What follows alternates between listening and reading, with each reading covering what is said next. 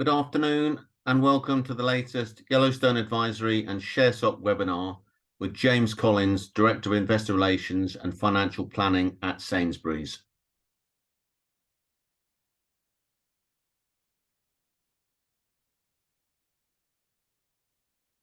I'd like to now hand over to James to start today's presentation.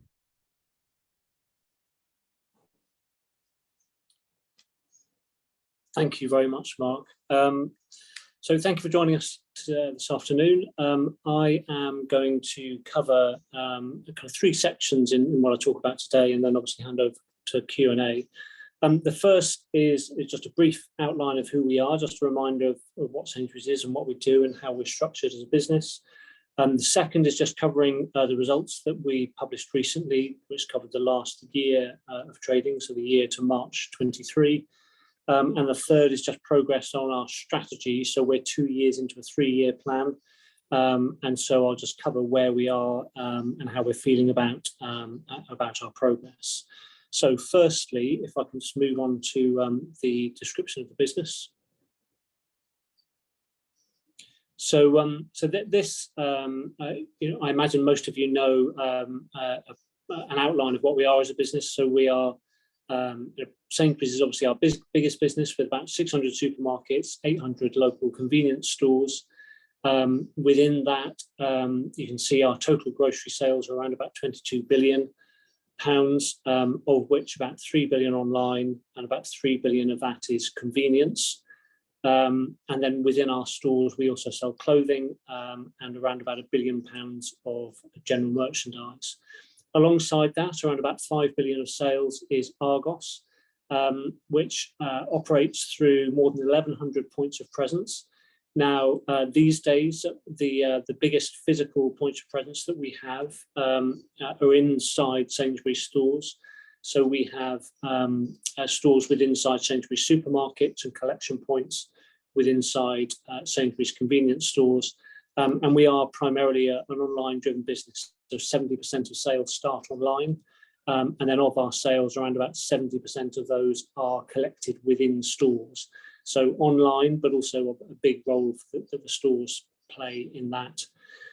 Nectar is our loyalty scheme, which is the biggest loyalty scheme in the UK.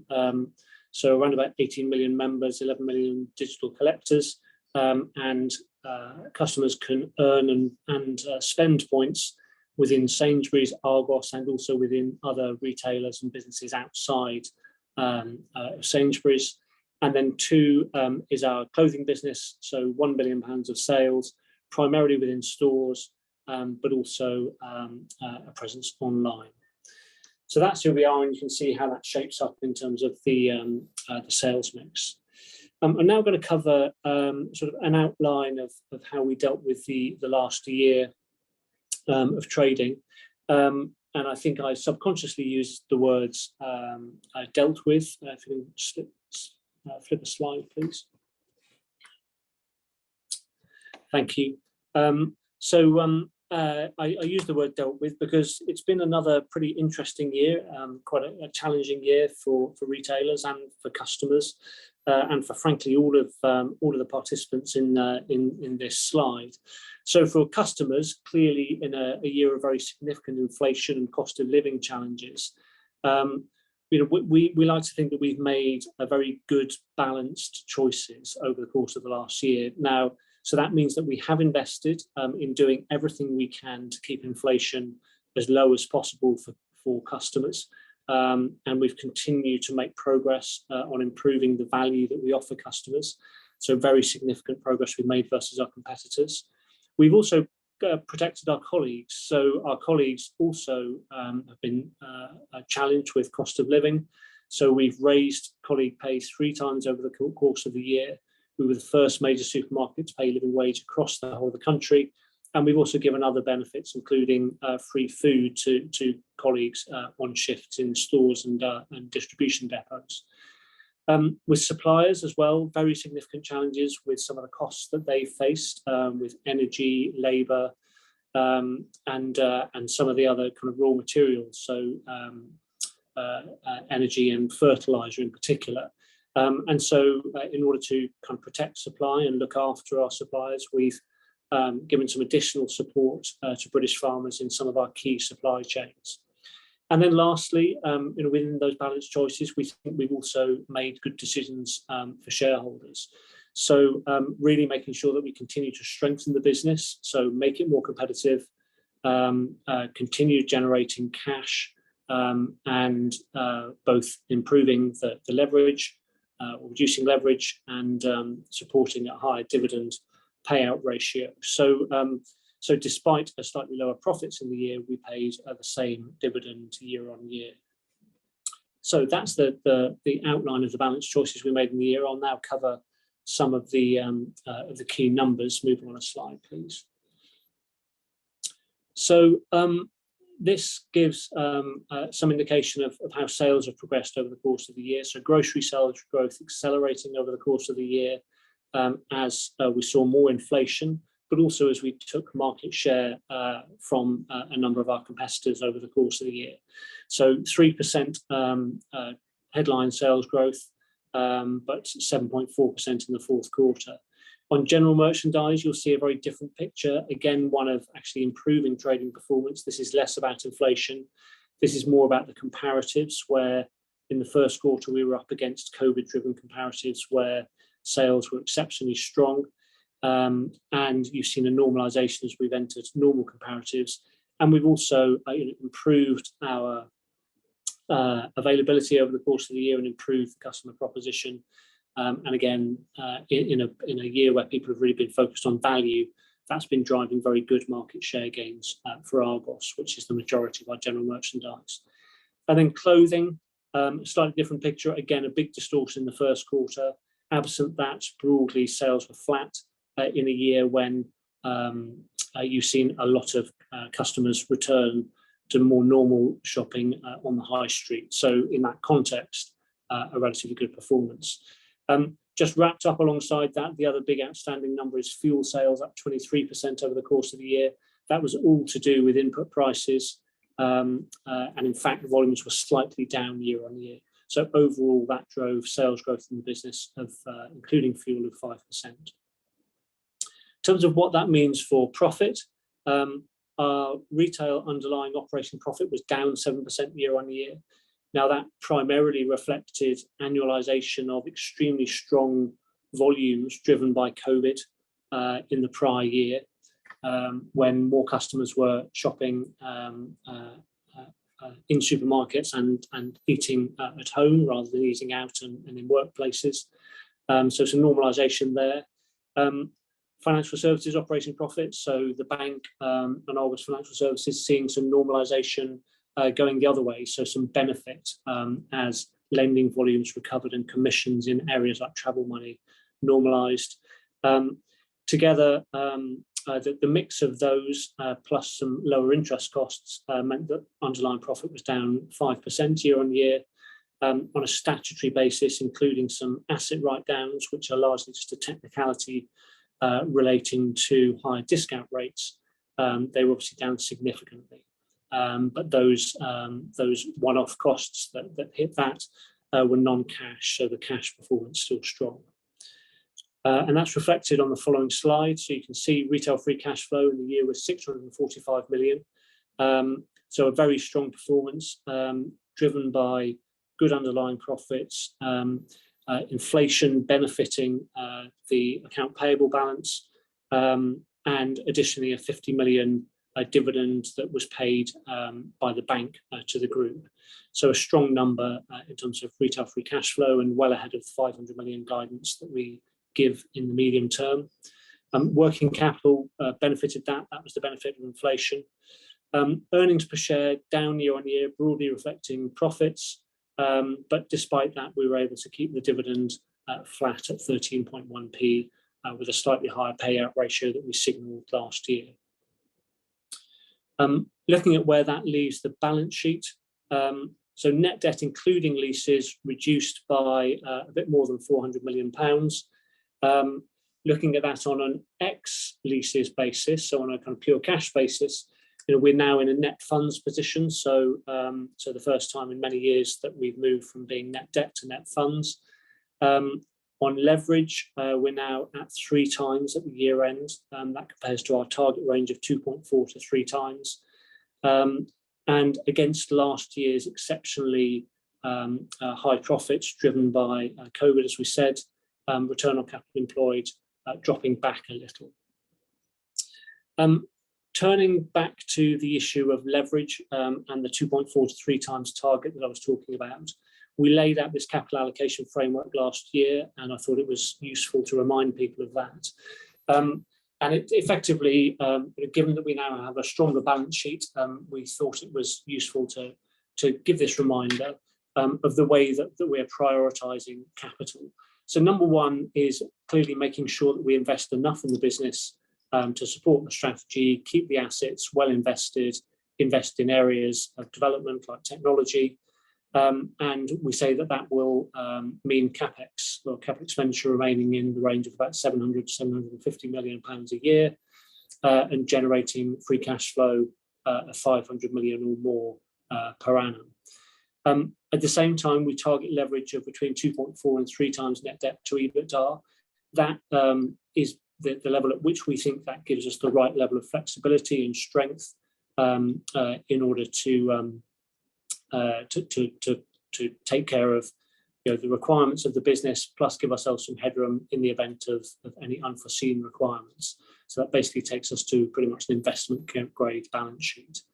Alongside that, our next priority is obviously delivering strong dividends for shareholders. And last year we raised our payout ratio to around about 60% of earnings. That meant that this year we could keep the dividend flat despite earnings dropping back a little bit.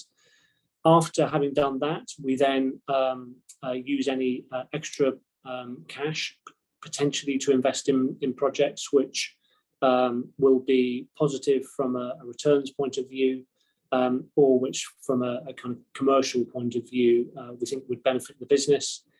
And then if we're still in a situation where the leverage is within, and we say comfortably within our target range, then we potentially will return more cash to shareholders. And that is something that I think will be a focus for investors over the next 12 to 24 months. So that's the kind of key numbers. What I'll now focus on is the strategic highlights. So where we are as a business 2 years into our 3-year plan. So looking at our priorities first. So these are the priorities that Simon, our CEO, laid out in November 2020, not long after he had become the CEO. And the number one priority, quite deliberately there, is food first. And we recognised that we were insufficiently focused on the core food business, that it needed investment in terms of improving our value, improving the pace of innovation, and that we needed to do that, but we would fund it firstly by improving our buying, and additionally reducing cost to serve, so reducing operating costs. Alongside that, we needed to improve the performance of our, what we call our brands that deliver, so the brands that sit alongside Sainsbury's, so to Argos, the bank, and make sure that they were not A, distracting from the business, and B, taking capital away from the core food business. And lastly, of the top 3, really important, save to invest. So making sure that we are taking more cost out of the business, making the business simpler, more efficient, whilst maintaining customer service. And that's been absolutely vital in terms of making sure that we are able to use those benefits to invest back in the food business, improving value and improving innovation. Underpinning those, connected to customers, making sure that we know our customers well, that we serve our customers well. Nectar is key to that. And also referencing here, plan for better. So making sure that that we are a sustainable business, and that's fully integrated within our plans. So just worth checking in on how we are doing versus those priorities. So number one, if you look at the last 2 years, how have we performed relative to the rest of the market and our key full choice grocery competitors? You can see we were slightly behind the market with the limited choice discounters continuing to add new space and taking some market share that way, using capital to drive market share. Compared to our full choice grocery competitors, we have performed stronger, a little bit stronger than Tesco, clearly considerably stronger than Asda and Morrisons. You can see on customer satisfaction, customer satisfaction as food prices has gone up, has gone down for the whole of the industry, but you can see that we retain a comfortable lead again versus those key competitors. Key to maintaining that really good customer satisfaction is colleague engagement, and we've continued to improve our colleague engagement score at a really tough time for the business and despite taking costs out. And on our plan for better commitments, you can see that we are delivering a mixed performance, so very, very happy with where we are on reducing our carbon footprint, reducing food waste, and reducing plastic. We still have more to go for in terms of our scope 3, so the carbon that our supply base emits, and also in terms of improving health of our ranges and what customers buy. But overall, making very good progress. Looking at our financial metrics next, in terms of where we are relative to where we started, so using the pre-pandemic year as the base year, our underlying profits are up 18%. Key to that is reducing costs. So we had targeted a 200 basis point reduction in operating cost to sales. We're at a reduction of around about 100 basis points with 1 year to go. We're not going to achieve that 200 basis points because cost inflation has been so much higher than we would have anticipated at the start. But importantly, we will have achieved, we're still on target to achieve our absolute level of cost savings, which we targeted of around about £1.3 billion. And we are confident that this means that we're continuing to reduce cost relative to our competitors, which means that we are able to reinvest more and improve our customer proposition. On retail free cash flow, we've been targeting 500 million on average. We've delivered 644 over the last 3 years. And versus that base level, returns showing some improvement. This is an area where it's a real focus for us to continue to make further improvement on returns. Looking at some of the proof points of what we've delivered, this gives a little bit more context to the grocery volume share metric, and it shows that the significant change in trajectory over the last 3 years. So broadly, we've maintained market share, and that's been very, very different to the trajectory prior to the period where we launched this strategy. And we talk about volume trend as opposed to value share, because it reflects better what actually really drives the economics of the business, so i.e. how much actual volume of grocery you're selling, and B, it removes the distortion that if you are inflating prices more, then that's actually helping your value share. So we think this is far and away the most meaningful metric of how we're performing as a business. Looking at the how are we doing this, how are we achieving better performance and delivering better results. Delivering value for customers is really vital and absolutely at the heart of our strategy. So where we acknowledged in November 2020 that we were not as competitive as we needed to be, particularly on the highest volume lines that customers bought most often, and that's where our investment has been most focused. So Aldi Price Match on around about 300 products of those highest frequency, focusing on fresh lines, which Sainsbury's has the strongest reputation for. That's been absolutely vital. So that really focused price investment. Alongside that, we've been giving price lock commitments to reassure customers in a time of inflation that on a kind of selection of products that those prices would not move over an 8-week period. And then Nectar is becoming increasingly important. Firstly, we've been delivering personalised prices to customers using Smart Shop in our stores, so specific prices targeted just for those customers. And alongside that, we've recently launched Nectar prices. which are discounts which are exclusively reserved for Nectar customers. And we think this will become an increasingly powerful part of our proposition, and will also drive higher participation in Nectar. So it will encourage more people to use Nectar, and that in turn drives the economics of the Nectar 360 business. Looking at what that value really means, it means that we have improved our price position versus Aldi on everything that we can match versus Aldi by 16% over the last 2 years. We've improved by almost 2% against Tesco, by 12% against Lidl, 5% versus Asda, and 4% versus Morrison. So across the board, very significant improvements. And importantly, we now think that the vast majority of that heavy lifting is done. So from a pricing point of view, we think that we are largely where we need to be. So that's important in terms of where we can rechannel some of the savings and potential investment that we look at looking forward. And it's not just been about price. Innovation has been really vital. So again, it's an area where we identified a couple of years ago that we were really underperforming.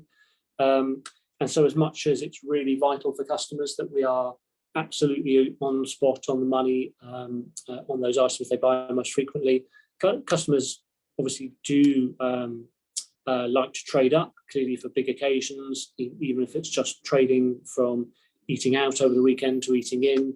And people like to see new and interesting products coming through the stores. And so we've more than doubled the rate of our innovation. So nearly 1,400 new products delivered to the business over the last year. Areas like Taste the Difference, really vital to that. And really vital to the fact that we are consistently outperforming when it comes to the key events. And this is a really, really strong and encouraging measure of our brand, is that more and more people are choosing to come to us for when they are looking to celebrate at home, and treat the family, treat themselves. More and more customers are going to Sainsbury's, and that's a really, really strong statistic that says that customers are recognising what we're doing in innovation, and across the board. So when they're really making a very deliberate choice, they're coming to Sainsbury's.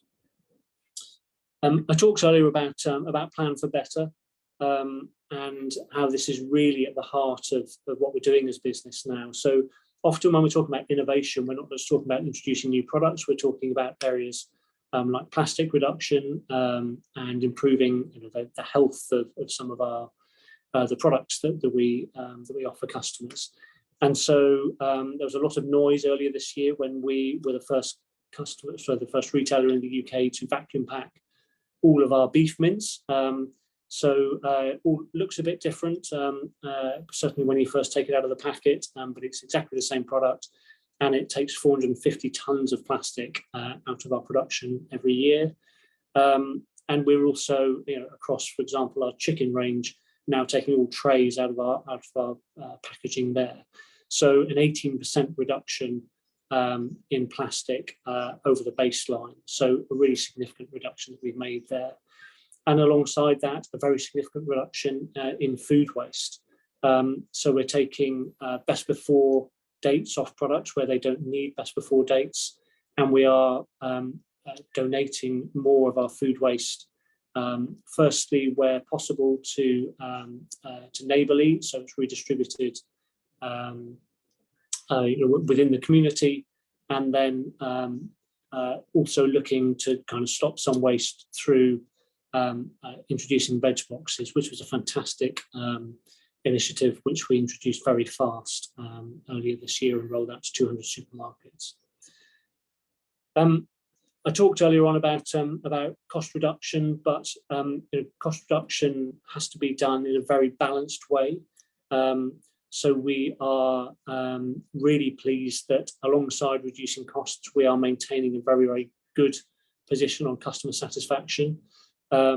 So customers recognising us for availability, for speed of transacting through our stores, for quality of the products we deliver, and through availability of colleagues. So a really vital part of the Sainsbury's brand, and one where we are really pleased that we're still making progress there, as well as improving efficiency. Just one thing just to focus on here is what's been happening in terms of the grocery market. And again, this is a bit of post-COVID normalization. So online grocery clearly was vital for a lot of customers, and a lot of customers also preferred to shop online whilst there were risks, more risks associated with COVID. Against that, we've seen grocery online step back year on year, but a really encouraging number of customers coming back into stores. Now, from a profit point of view for us, that's actually slightly better because in-store customers are more profitable than online customers. And so we're seeing really encouraging numbers as people stop online, but come back into our stores rather than going to competitor stores. Convenience recovering again pretty considerably as more customers head back into city centres and travel more. So all in, that gives you the overall picture for Sainsbury's. I talked earlier on about Nectar. So this is an increasingly important part of our proposition where we're marrying personalised discounts, which are currently only available on Smart Shop. So if you use the scanners or your phone to shop in store, we'll be rolling that out to online grocery later this year. So a very significant expansion of that programme. So bringing personalised prices to more and more customers. And obviously, recently we introduced Nectar prices. We've been really, really overwhelmed with the response in terms of customers appreciating it and more customers signing up to Nectar, and really seeing a huge step up in participation. Why is that so important? Well, Nectar not only helps us understand our customers and serve them better, it also helps our suppliers understand the way that customers shop better. And it also helps us use that data to help our suppliers effectively advertise better. So that's all leans into what we call our Nectar 360 business. And this is where through effectively monetizing the data that we have on customers in a very aggregated, non-personalized way, we expect to make an additional 90 million of profit over the 4-year period shown there. And that's through shopper marketing. So we can use media in our stores, and that obviously is a new source of income. We sell data and insights to our suppliers on how customers are behaving. And then perhaps the biggest area of growth is digital media, where effectively we are becoming an advertising platform where we can offer very tailored advertising to suppliers in particular, both within our websites and media, and also on third-party media using the knowledge of customers that we have. And this is a really, really important and growing area of our business as more big brands see this as a very effective way of targeting advertising versus very broad, untargeted advertising above the line in traditional media. Moving on to Argos. What we've shown on the right-hand side here is the progress in operating profit since we bought the business. So that's shown in the red bars.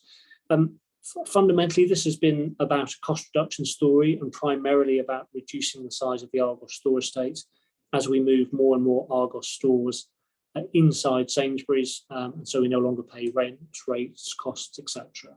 So, and importantly, we've largely retained sales as we've done that and moved those stores inside Sainsbury's.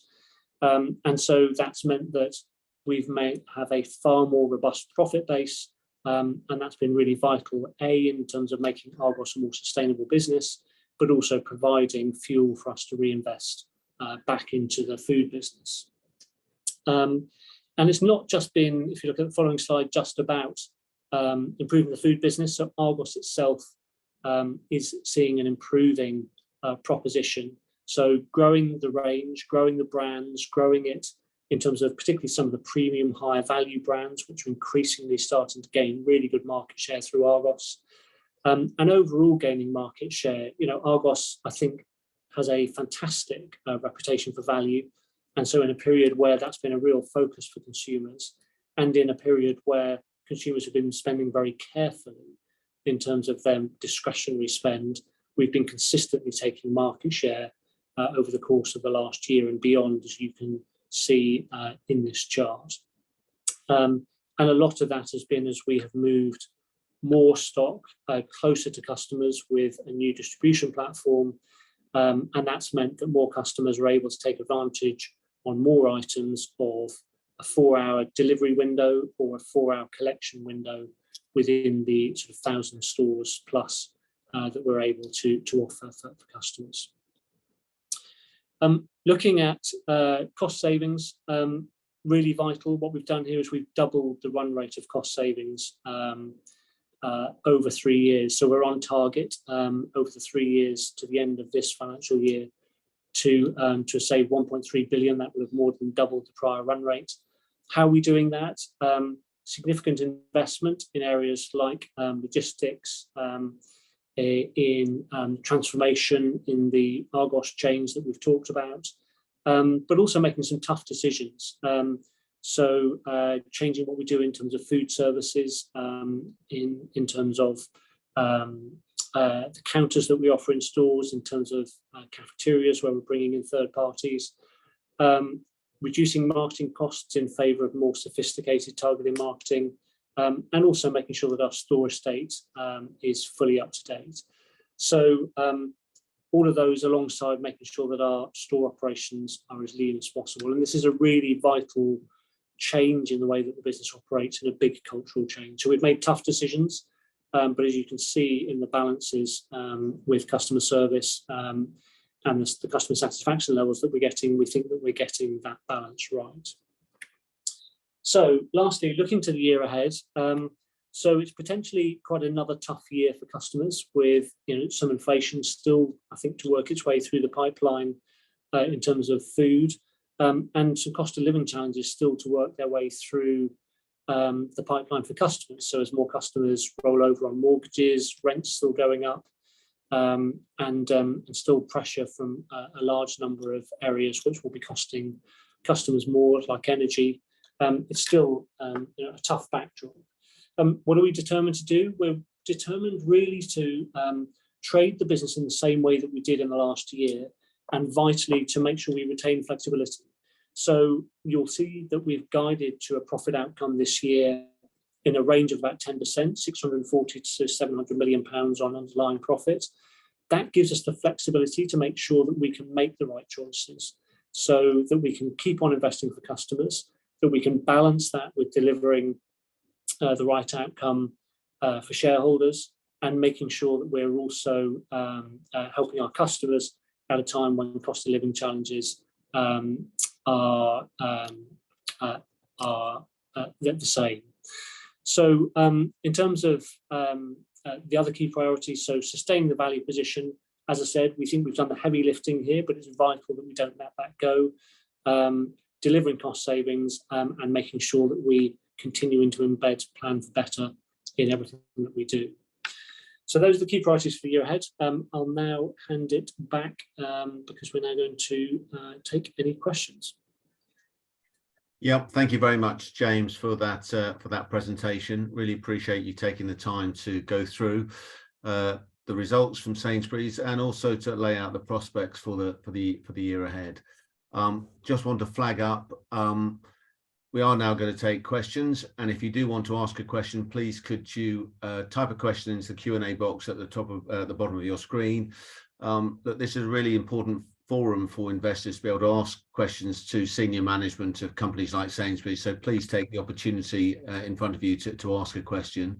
We've got one question in so far, and I'm sure there'll be more coming in. So please do, as I say, ask questions to James. While you are typing, I'm going to ask a question that has interested me to kick things off, and it's really about food price inflation. Just trying to understand, James, are food prices now higher than they were at the start of the year, and what's the difference really between food prices that you're seeing, say, now versus 12 months ago? Yeah, so there's a lot wrapped up in that. So the first thing to say is that I think probably the most widely touted number on inflation is the ONS number, which I think quotes food inflation around about 19%. Just to be clear, that's a very, very different number to what customers are actually seeing in our stores. So, so food inflation out here in the real world is probably less than half of that. So sort of in the high single digits. And what's the difference? Well, firstly, the ONS basket is a very narrow basket. It's only around about 200 goods. And will only have kind of a very limited selection. So say one particular brand of sliced bread or similar. And so that, and it's also a very static basket. So in the real world, customers adjust their choices to reflect kind of avoidance of inflation on some of the highest priced products. That's not picked up in the ONS survey. So the reality is very different to that. But still, clearly, inflation has been high. Where are we now? We're starting to see, I would say, inflation on a kind of week-on-week, month-on-month basis start to drop away. But there's really two waves to inflation. Number one is fresh foods, where that's where you saw inflation felt first, and that's because they are most exposed to commodities like feed, fertilizer, energy, labour. Those feed in first, and so dairy, fruit and veg, meat, those areas, you're starting to see some movement month on month. Now, the reality is the inflation numbers you'll see quoted are still quoting year on year. So even if prices were to be static or down now, you'll still be looking at year on year inflation. But month on month, we're starting to see progress. We'll see that first with fresh foods. And then over time, you would expect to start to see that more reflected in packaged goods, but there tends to be a bit of a lag with those, given the longer supply chain involved. Okay, thank you for that. We'll now pick up on a question that's coming from the audience. What are the plans to better utilise shop space, which was formerly the deli counters, cafes and pharmacies? Yeah, good question. So the really interesting thing here is that the ambition for the business in terms of what we can do with our food footprint has really changed over the last 2 to 3 years. And so whether it is, as you correctly identified, some of the cafe space, but more likely pharmacy space or food counter space, we are now putting in more chillers in particular because we can offer more fresh food, and the amount of chill space is normally the restriction on that. It requires a lot of investment because obviously putting chillers into stores is a relatively expensive thing to do. But we've done enough experiments now, enough trials to know that that does work. So you will see an expansion in our food ranges, and particularly expansion in our fresh food ranges. Just specifically on cafeterias, in a lot of cases, there will be third-party offers taking those over. So we have propositions we're developing alongside Starbucks, and also alongside Baparan Restaurant Group, where we're developing a number of third-party propositions. So so a lot of those will over time be replaced by a different proposition. Okay, thank you. Question here about how are you dealing with the politicians and the inflation watching that they're doing? How can I say? How are we dealing with politicians? With considerable patience, I would say. I mean, the reality is that there is clearly there is a very genuine concern out there right now that that customers are paying higher prices, and some fair scrutiny of whether what customers are paying reflects the cost of goods that we pay, and so so the way that we're dealing with politicians ultimately is by engaging, trying to help them understand that largely what we are doing and the rest of the industry is doing is passing on the costs of the higher costs of production to customers, rather than making inflated margins ourselves. As you've seen over the course of the last year, actually our profits have gone backwards. So so I think both on food and fuel, given where given the kind of significant volatility, I think some of that scrutiny is perhaps understood.